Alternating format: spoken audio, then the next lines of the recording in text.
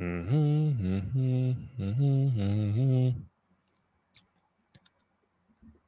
All right, buddy. 3, 2, 1. I'm live with good morning, everybody. My boy Graham Matthews, Bleacher Report, fan sided, daily DDT. We're doing this show live. It's about 9:20 in the morning, Wednesday morning. You see the fucking sun is glazing on my face. 2 out of 3 falls podcast. Go ahead and find the podcast on SoundCloud, Spotify, Apple Podcasts, Amazon Music. Go ahead and follow us on TikTok. You see in the bottom of the screen at 2 out of 3 falls. I think it's 2 out of 3 falls pod. I think I messed that up. You know what? So we are live. Hold up. We're gonna fix it. We're gonna fix it. We're gonna fix it. How does that spell it right? Ew, I did poo. All right. 2 out of 3 falls pod on TikTok, youtube.com/cruise control podcast. Go ahead, follow, download, click, subscribe, all that good stuff. Show some love and support for your boys on the program. Graham, Matthew, my man, how you doing? Doing good, my friend. How about you? I'm doing good, man. I'm getting used to doing this stuff live in the I morning. know. It's been a I'm not. while. I'm not. It's been a while. We haven't done this in a while, so let's get right to it. So I'm watching Raw on Monday, and I keep even before that, I see on social that the rumor was that Rhea was going to vacate the title, or that she has some potential injury that can keep her out of action. And obviously, you just don't know if this is a real storyline or she really hurt in real life. But you watch Raw on Monday, and she does vacate the Women's World Championship due to the injury suffered last week on the hands of Liv Morgan. Um, so now she's out of action for maybe 3 months, at least 3 to 4 months, probably to the summertime. But she's been going at it, since last year being world champion. So she's been on TV just about every week. So it's kind of like a good break for her anyway. No pun intended. But now it's like who's in line, who's in the running to be the next women's world champion? Is it going to be Liv Morgan? How they play it out, a tournament, stuff like that. So, one, your overall reaction of Rhea being out of action for quite some time, and what do you think the direction is for the women's world championship going forward?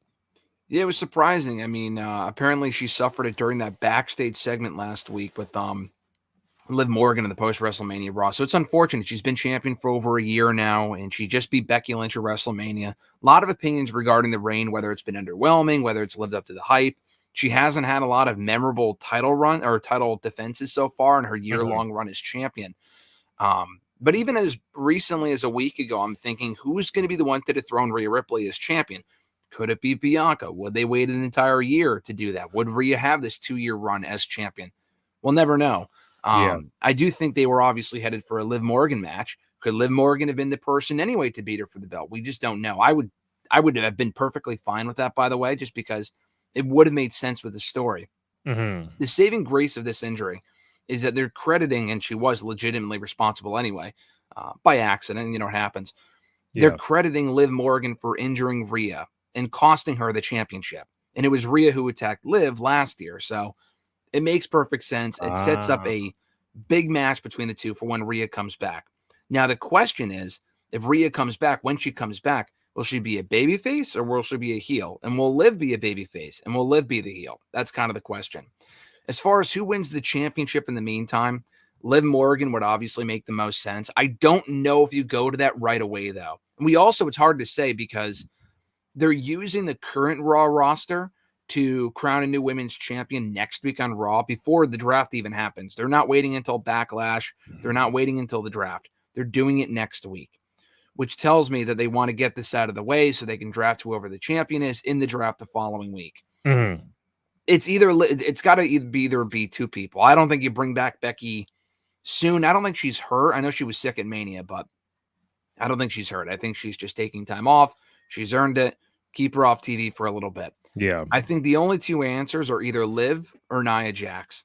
And honestly, I'm not the biggest Nia Jax fan, but she's done a lot of really good work since coming back. I think you put the belt on Nia. Liv's not a heel right away. You can kind of ease into that or whatever.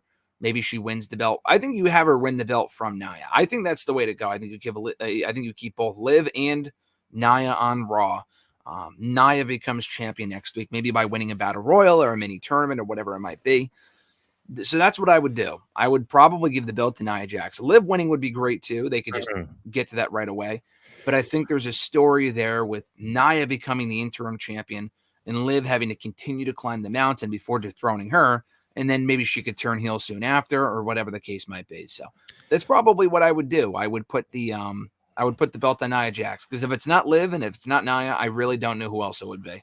So I would say, how about this? Whoever's a champion, do they have the belt until the summertime, or do you think they'll go back and forth, back and forth? So if it is Liv, does she have the belt till August? If it is Nia Jax, does she have the belt till August? Do you think it'd be a nice 3-4 month title reign for whoever? Yeah, I think if Liv wins it right away, if Nia wins it, I don't think Nia holds it until the summer. I think Liv would probably beat her for it between now and then. It's all a matter when Rhea comes back. And people also raised the question, how can you not just keep the championship on her? I mean, Rollins was hurt. They didn't take the belt off of him. It's a valid question. It's all a matter of how long she's out for. If she's out only for like 3 months, and I say only, although that's a while. Yeah. If she's out for 3 months, then that is a problem. But to a certain extent, Rollins did get injured in mid-January. He was back in action defending his champion. I mean, he was already in actually wrestling by March on house shows, but he wrestled at WrestleMania. I think, excuse me, I think you could have kept the belt on Rhea for 3 months without having her defend it. I mean, she held it from day one until, I mean, I guess she defended at Elimination Chamber too. You could have done that. Maybe they fear it might be longer than 3 months. It's hard to say. Yeah. I think Liv, if she wins it right away, they keep the belt on her until Rhea comes back. If it's not Liv, and it's probably Nia, again, I'm not really sure who else. Fucking Zoe Stark. I mean, it's probably got to be one of those two people. If it's Nia, she might lose it before then. So it's hard to say, and it's all a matter of when Rhea comes back. If it's longer than they think, they might have to do a couple title switches before then. I think it would be Liv. I think it just, not saying it's her time, because obviously this is very unfortunate, but I wouldn't mind a 2-3 month reign for her. Again, with that kind of injury Rhea has, they're saying at minimum 3 months. So let's say you want to plan for her to come back around SummerSlam. I think Live from now till SummerSlam, she could have a nice title run. Who would she defend the belt against? Nia Jax. I don't think Becky's gonna be. Once you put Liv and Becky, like, all right, I think Becky would win that, or Bianca. Like, we're not gonna do all that. Like, Liv just might win the Battle Royal or the tournament, and not really have a defense until that time frame. But I think just very unfortunate for Rhea, because she's coming off WrestleMania, being a champion for 1 year, and we don't know what the plans were coming out of WrestleMania for her. I think Liv was the next plan, but I didn't think they saw this coming. So it's very like, damn, it's kind of fucked up. But it's like, it happens. Once someone goes down, someone got to step up, and we'll see what kind of storyline they put on for Liv or Nia Jax. More people get in the spotlight. But yeah, so I think Liv would be the way to go. I think she would be the heel, and Rhea would get the real big, good person pop when she comes back, because they already love Rhea. She's a tweener. Like, she's playing a bad guy role, but they cheer for her anyway. It's like Roman, it's like Stone Cold. Like, it don't matter. Once she comes back, it's gonna be ultra crazy. So I do see her getting the title back when she comes back. No, I think so. I think Rhea will get the belt back. She could feud with Liv, regardless of what the dynamic is. I think there's a lot of history to tap into there. I'm looking forward to it. I think it does expose, which was already pretty apparent, a problem within the Raw women's division right now. This is pre-draft, so hopefully this is solved in the draft. How weak that Raw women's division is without Rhea there, without Becky there too. Those are their top two stars.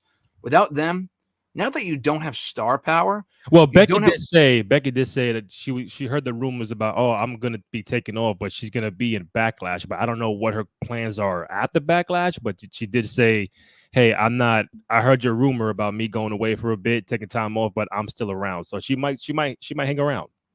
No, I think she is. I think when I say she's gone, I think she probably wouldn't be back until the draft. Okay.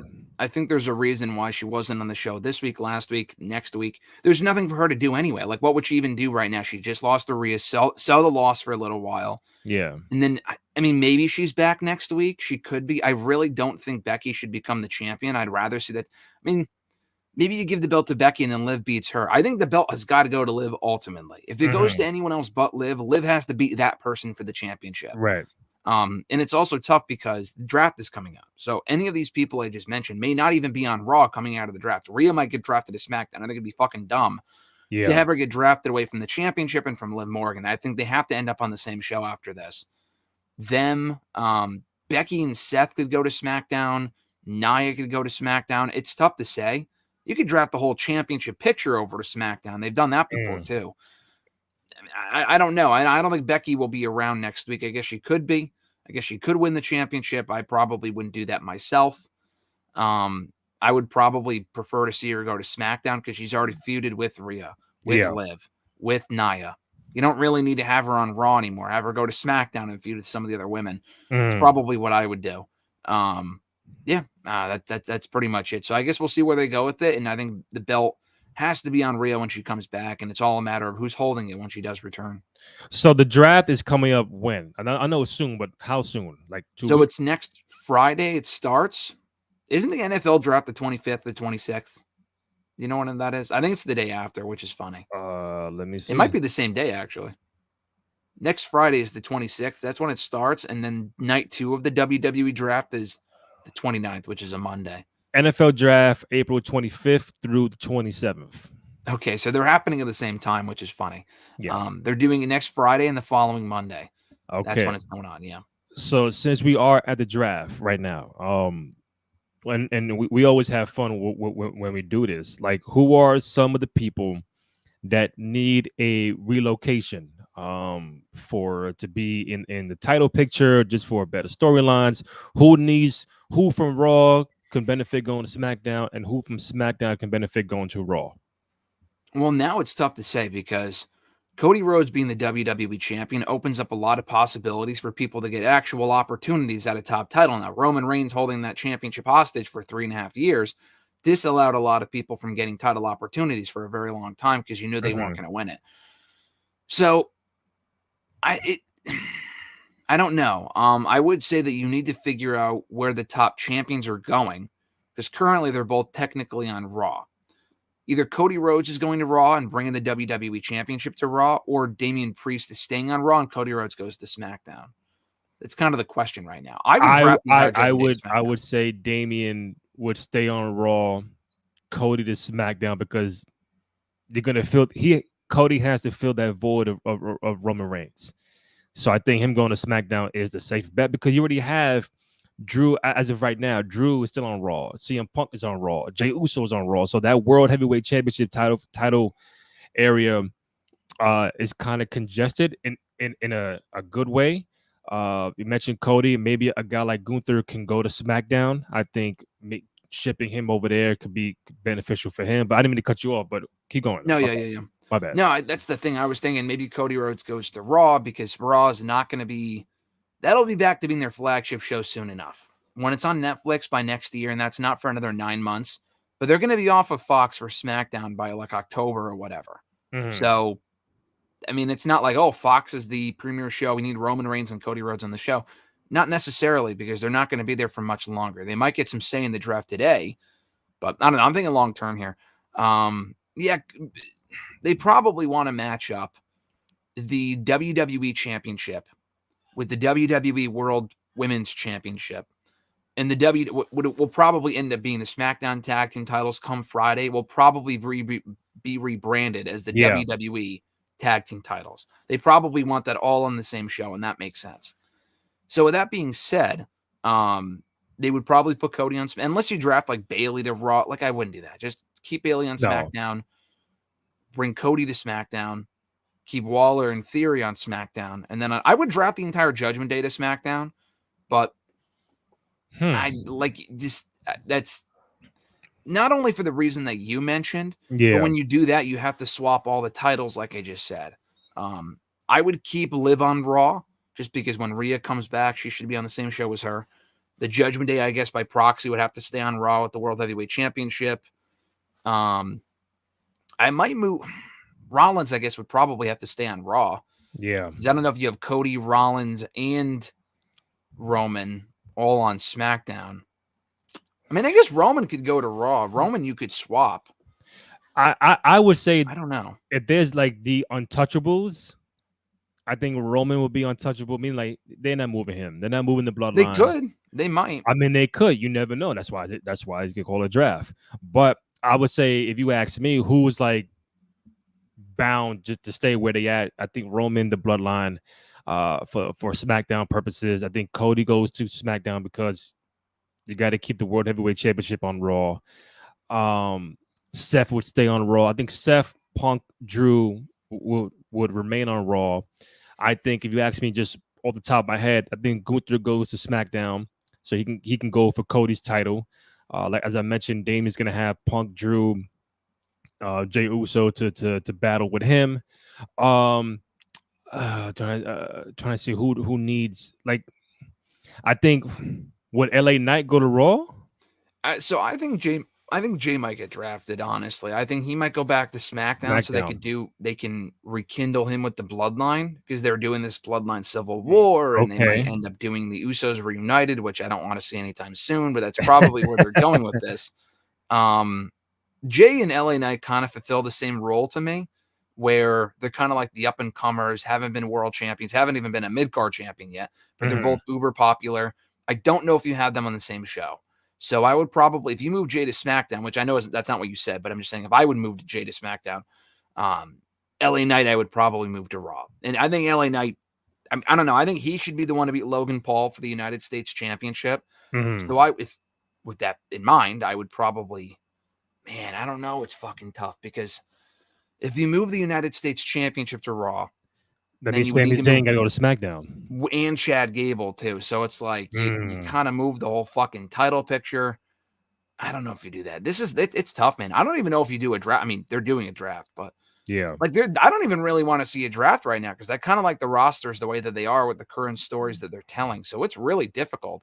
I don't know, man. I really don't know what they do. I'm not really sure. What about like the females? What about like okay? I think right now currently Bianca's on Raw, right? Do you think she's now on SmackDown? So her, Jade, and Naomi are all on SmackDown? Yeah, I mean, SmackDown's yeah, exactly. SmackDown's got a far superior women's division right now. And they got Bayley. They have Bayley. They have Io. They have Charlotte, who's injured. Charlotte's going to the same show as Andrade. We know that. Right. So Raw, as far as the women's go, who they got on that side? Rhea, Becky. Okay, Rhea, Becky. Liv and Nia, and then a whole bunch of other women that are just not over. Yeah, so we need some women going to Raw. Yeah, exactly. Yeah, probably Charlotte, and then you probably need at least one more name. I would say maybe Naomi, and I can't split them. Naomi and Jimmy. No, you can't do they're that. Married. Asuka. Yeah, but they're doing Damage Control right now. Maybe all of Damage Control, actually. Just move all of Damage Control. That's what I would do. They're done with Bayley. Yeah, move all of Damage Control back to Raw. All of them. Just all four. No, there's four. Io, Kyrie, Asuka, and Dakota. Just move them. I would move them all to Raw, because they also are lacking that top heel in that Raw women's division right now with fucking Rhea being gone. So maybe they can kind of fulfill that role. So that's probably what I get them away from Bianca and Bayley, who they've been involved with 2 years now. What about like the I didn't mention Charlotte Andrade, but the Andrades, the Mysterios, you know, does Randy Orton stay where he's at? Like, what about those guys? I could see Orton maybe moving, or Owens. They're kind of expendable. They're not really doing anything right now. Both of them, maybe, I don't know. The factions, yeah, I think you gotta get. I think you move LWO away from Legado, because they've been feuding for about a year now, and that whole thing's been going on. I think you maybe move Legado to Raw. I think that's what you do.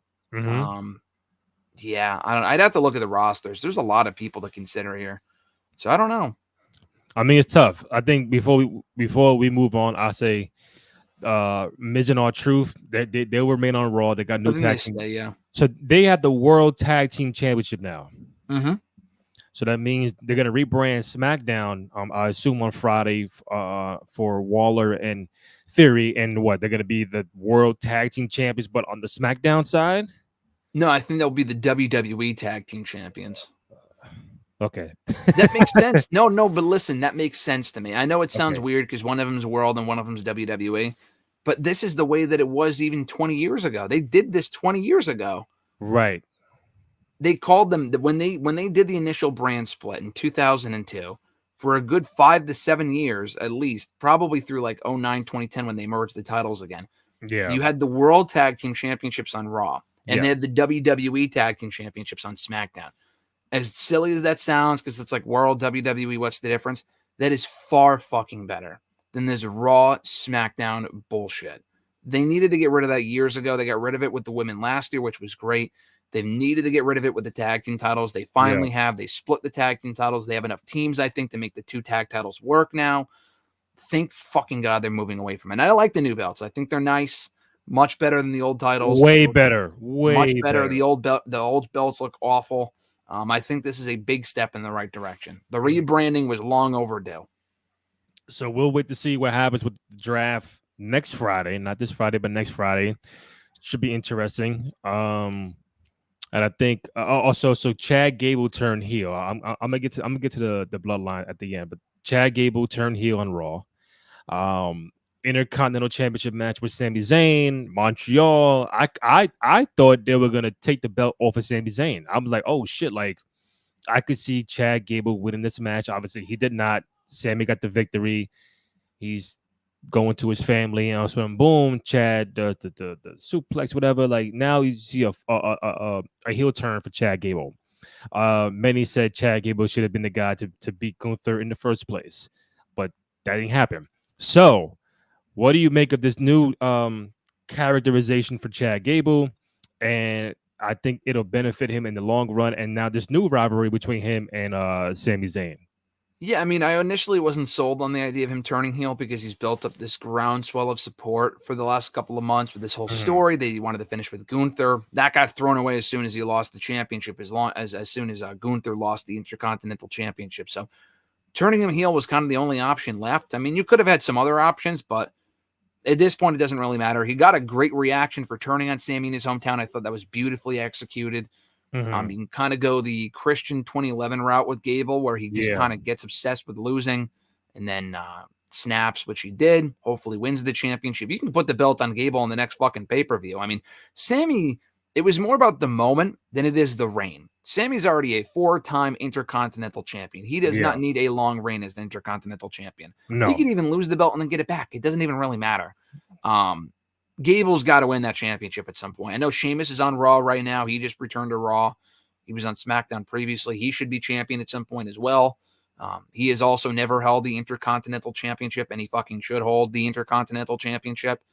But yeah, now I'm looking forward to seeing how the story plays out. I thought it was a great match. One of the greatest Raw entrances of all time for Sami Zayn on Monday night. I thought the way they shot that was amazing.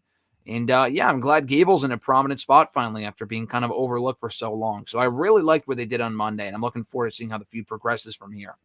Yeah, I did see a lot of people. I'm not counting you. I did see a lot of people say, "Wow, this is the greatest." I did see some say the greatest entrance in Monday Night Raw history. Yeah, I believe that. No, I believe them. You think the Sami Zayn entrance is one of, if not the greatest Raw entrance you've seen? There's no debate. The greatest, I think there is a debate there because I know the first thing that you're thinking of without even saying, and I can read it on your fucking mind, Randy, is the Triple H one from Madison Square Garden. That's up there. That's up there. That's up there. I think this might be better. Honestly, I think this was better because he was in his hometown. The Triple H one is amazing. I've seen that entrance. I wasn't around when that happened, but I've gone back. But what makes it better? What makes it? Talk to me like I'm playing advocate. What makes that entrance? And I'm not shitting on it. I'm just saying, we live in an era where we see something right away and we say, oh, that's the greatest. That's the best. And I get it. But I think from what maybe your standpoint and other fans' standpoint, the fact that they followed him from like way back in the arena, all through the crowd, all that. And I get it, it's Montreal, and the crowd's going crazy, and they follow him all the way down to the ring. But is it up there because of the camera angle that they use? Is the crowd? Is the moment because you go back to Triple H, right? Mm-hmm. It's a return from an injury. It's the Garden. Is obviously it's Raw on a Monday, and it's like the pop was crazy. I'm not saying he had the best, like he just did his whole thing, spit water, did all that, tight jean jacket, and it was like, okay. But I think it was the moment because he was out for so long, and try to compare it to what Sami Zayn did, where just had the camera follow him from the arena down to the ring. Is like, okay, like I'm trying to figure out why it's up there already. Because of everything you just mentioned. I think the camera Okay. angle, it was a continuous one shot from when Jey Uso, to add that part in. They showed him Yeah. exiting the arena. They showed Sami Zayn standing outside of the arena. They had a brief back and forth. They have history. Sami has history in that building. They then follow Sami, play the music. You can't even hear the music because it's so fucking loud. He Mhm. goes through the corridors and shit, through the crowd. They pan it over for like minutes. It was like a minutes long entrance Yeah. where he was in the crowd celebrating. It's in his hometown. Crowd's going nuts. Crowd's going nuts. Long interrupted pop for Sami Zayn coming Mhm. back as Intercontinental Champion. Just the whole thing, I think, was outstanding. I honestly think it is better than the Triple H one. And I agree. There's a lot of things. Oh, it's the best this, the best that. I agree with that. A lot of it is stupid. Mhm. But I would, again, my question to that is always point me to something that's better. And I'm not saying there's nothing better that exists. The Triple H one comes to mind. I think this is better than that. Okay. So, I do want to cap off with, I guess, your favorite storyline that just doesn't seem to end. The Bloodline. When you think they're down and out, something else happens, and it's like, oh shit! We're having a discussion of a possible new bloodline within the Bloodline forming. SmackDown. You're seeing Solo acting like he's a tribal chief, and Paul Heyman is now scared of Solo Sikoa, and Tama Tonga is now involved. And I guess they kick Jimmy Uso out, and Paul says to the cell phone, called Roman Reigns, and Solo was like, nah, chill, we ain't calling him. So now it's like making us think like, who is Solo taking orders from? yeah. Right. So now, obviously, we are smart. So we're thinking like, all right, they're gonna probably split up the Bloodline where The Rock is gonna be the eventual tribal chief on one side, and then Roman's gonna be the tribal chief on the other side. And now this potential Usos getting back together at some point in time to help Roman in this babyface run. They might get one more guy. Some are saying Sami Zayn might help out this formation of the Bloodline. On this Yep. side, you're gonna have Solo, The Rock, Tama Tonga. That's three guys, and probably one more coming in the Yeah. future. Paul Heyman's in the middle, but now it's like an NWO in faction dissension like they did in the 90s. Now, I think that's very interesting. Only thing is, we don't know when The Rock would reappear to identify himself as the leader of this new Bloodline faction within Yeah. the Bloodline. But I think I listen. As long as you're getting Solo involved, he's talking on the microphone. He's gonna wrestle more. I like this version of Solo Sikoa. Getting new people added to the faction. I get it. Paul Heyman's like, which side am I on? I know you don't want the Usos to get back together so soon, but that might happen. So your overall take of this new reformation of the Bloodline storyline? Long overdue, dude. Long overdue. Okay. The Bloodline has needed this new chapter for a long time now. Roman Reigns losing his championship at WrestleMania was the first step. And I think whatever they're doing now is an equally exciting step. You couldn't just have the Bloodline out there without Roman Reigns continuing to fight fucking Cody Rhodes or some shit. Like no one cares. Like we've Yeah. been through this. Don't need to see it again. They might still do that, but now they're doing that without Jimmy Uso. They got rid of him. He's a goof. Solo got rid of him. Paul Heyman wasn't in favor of it, which was interesting. And they bring in Tama Tonga. So I thought that whole development was great, and I think there's more to come too. Jacob Fatu, another notable member of the family from outside Mhm. of WWE, reportedly signing with WWE on his way in. He should be debuting anytime now, I think, on the main roster, not in NXT, I would think. Yeah. He's another logical addition to the storyline. He's fantastic. I'm looking forward to seeing how he factors in. Yeah, I think it's the shot in the arm the storyline needed, and it presents a lot of questions with what you said. Where does The Rock, where does he fit into this? Where does Roman's allegiance lie? Where like when he comes back, does he feud with Solo? Do they have like a battle for ownership, or is he immediately a babyface? So many different ways they can go with this, and I'm excited to see where they go with it. I think there's with Roman Reigns specifically, I think the end game is him being a babyface. I think we've talked about that before. Yeah. But the way they're taking to get there, I think is very intriguing. Now, we talked about it last week, I think. I would not do Rock and Cody next year at Mania. I think that's dragging out a match where Cody's going to win. I think that'd be dumb to just wait until Mania for that. And no, Rock may not even be available. But I hope they do it before then so we can get Rock and Roman at Mania next year. Yeah. Dragging this out for another 2 years is for a story that's already 4 years long. It's kind of excessive. I don't know if they have enough in the tank to really drag this out for 2 years. If we're already getting developments like this now. So I don't know. I think it was really cool what we saw on SmackDown last week. I'm looking forward to seeing where they go, who else they introduce. And Solo also getting a refresh too. He's kind of been like the one-dimensional bodyguard type guy for a long time now. Yeah. And he's kind of taking ownership of the bloodline in Roman Reigns' absence. So that's kind of an intriguing, aspect of the storyline as well. So again, I'm excited for the immediate future of the angle. I think for me, if you give me the pen, I would say I don't think The Rock should acknowledge that he's the leader of their side just yet. No, I agree. Right. I think if they set up Cody and Rock for SummerSlam, right? It's just regular. I'm coming back for you. They do the match, but within the match, you start seeing Solo and Tonga, and they come in to help The Rock, and The Rock is like, okay, like, all right, they're coming to help me. Yep. But deep down, he knows they're coming to help me out. And that's where he acknowledges that, all right, to the world, these are my guys of the bloodline. But, this Cody has ties with Jey Uso. So then you have the Jey Usos come back. Jey Uso helps Cody.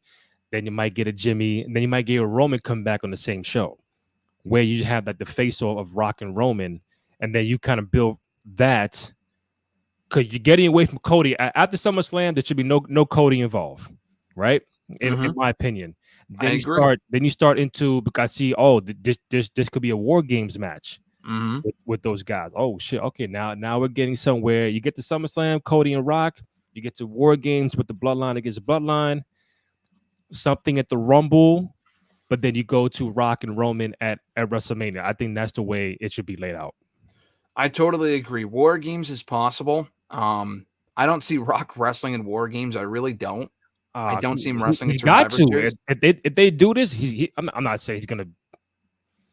Oh, the War Games. I mean, he might be the last guy involved. Maybe like he ain't going. I'm not saying it's impossible. I just would find it very hard to believe that he'd be in a fucking War Games match. I think the Rock matches are going to be very far and few between now and Mania. I think he might wrestle Cody and then Roman. I think that might be it. He might be around. Right. He fights in April, August, then November, and then April. Like. I don't see him wrestling at the Royal Rumble. No, he's not going to be in the Rumble match. No, he shouldn't. Why would he? He has good time in between time to get to scrap in the War Games for a little bit, and unless they don't want him and Roman to touch at all until from SummerSlam till Mania, I can get that aspect. But if they do War Games, you cannot just not have him involved. They may not even do War Games with those two factions, though. They might just do something else entirely. I honestly, I've said this before. I fucking hate the fact they assign a pay-per-view for this shit. I like the fact they brought War Games to the main roster. I think that's awesome. That's a big step. I don't like the fact they assigned it to Survivor Series or any one particular show. Just do War Games when it makes sense. Just do it when it makes sense. Just say, hey, I challenge you to a War Games match or this team or whatever. Yeah. It's like Hell in the Cell, dude. I don't see how this is any different than Hell in the Cell. People always complain, oh, Hell in the Cell, the same time every year. It's the same fucking thing. It's the same thing. If you don't have a match that makes sense in November to do it, then don't fucking do it. Do a Survivor Series elimination match. The last couple of years have been fine, but I don't want them to always. I mean, NXT, they did the same thing. I don't like that because it's the same thing as Hell in the Cell. Do it when it makes sense. It doesn't have to be in November. It could be in August. It could be in January. It could be in April. I just don't think Rock's going to wrestle in fucking War Games, but I'm not saying it's impossible.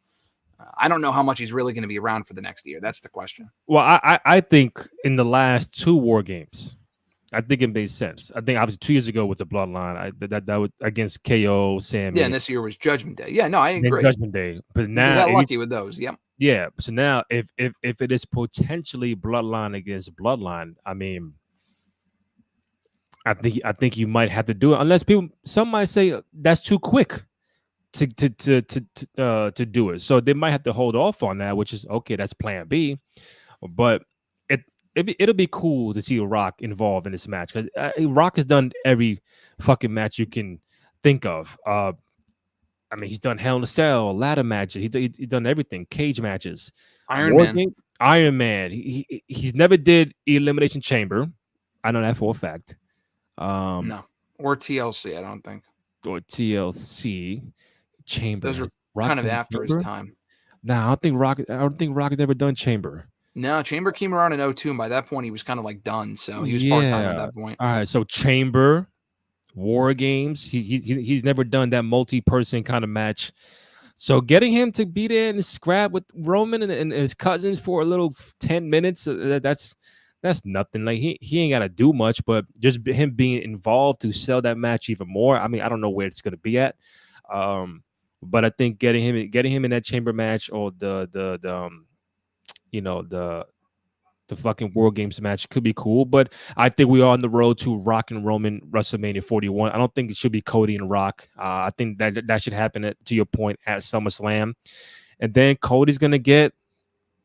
I still think Cody gets Punk at Mania. I think Punk is gonna win the Rumble, and I think he gets Cody on at Mania.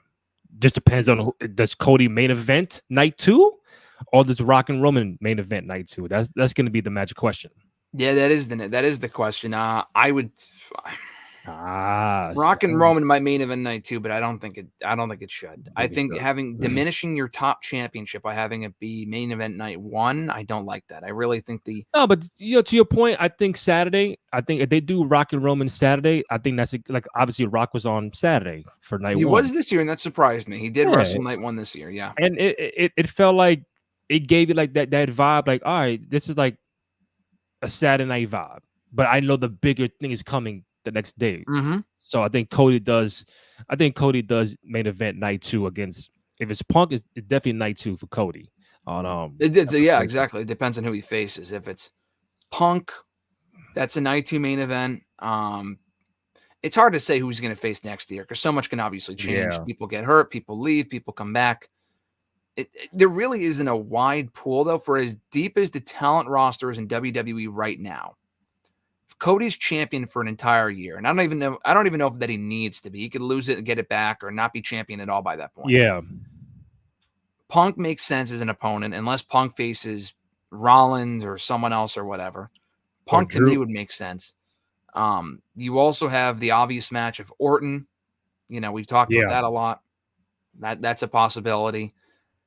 I don't know if anyone else really makes as much sense right now. I don't think you do Roman or Rock again. Yeah, those would be the 2 matches that I would probably think of him having a Mania next year, is either Orton or CM Punk. I'm not really sure. What about Gunther? Yeah, Gunther's another possibility. Gunther would be a top one. I feel like we might get that before then. But Gunther, I think, should be world champion before then, but I don't know how likely that is. So as of right now, on April 17th, Cody Rhodes' WrestleMania 41 opponent is going to be CM Punk, Randy Orton, or Gunther.